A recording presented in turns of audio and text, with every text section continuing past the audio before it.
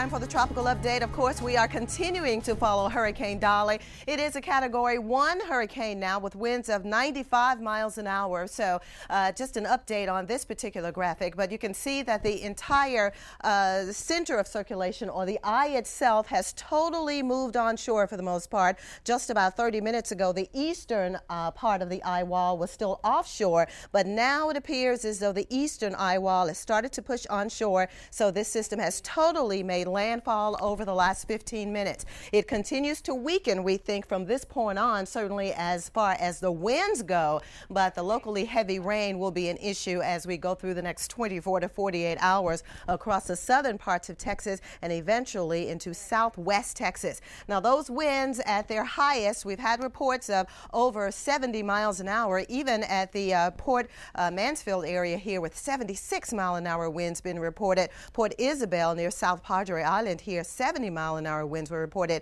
And even in Brownsville, Texas, we had reports officially of 67-mile-an-hour winds. Now, here's a look at the 24-hour rainfall totals. We're expecting rainfall rates certainly not out of the question. We're talking 5 inches an hour, so that, you know, can lead to immediate flooding problems. We've had just the persistent eye wall, or the western eye wall, to come in, and that brought all of its heavy rains. And now that the eastern eye wall is coming in, that too will give us just a second dose of very, very heavy rain. Now, the heavy rain has been indicated by the darker greens, the yellows, and the reds, and you can see across the extreme southern tip, that's where the rain has been the heaviest so far, and even some stronger bands have been blowing out across the southwestern parts of Texas. So this is a huge rainmaker, you know. A tornado warning has just been issued too for Duval County and Jim Wells County, even northwestern Clayburgh County over the southern parts of Texas, because as with any tropical system making landfall, you have the friction and you have the increased threat of tornadic activity,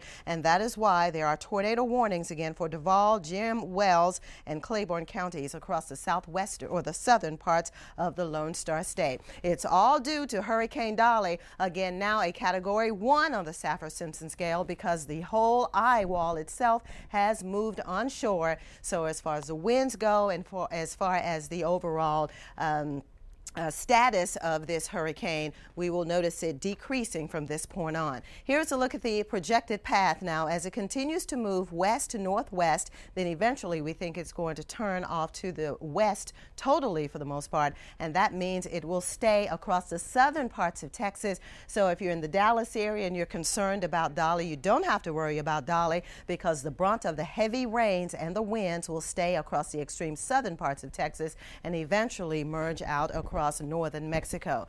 Water level rises. Now, of course, with the whole eye wall making landfall right now, the water rise has been a concern as it was coming onshore with 2 to 3 foot water rises near the Port Arkansas area, Aransas area that is, and around Galveston 1 to 2 feet. So we'll continue to keep you updated on the latest, of course, with Hurricane Dolly.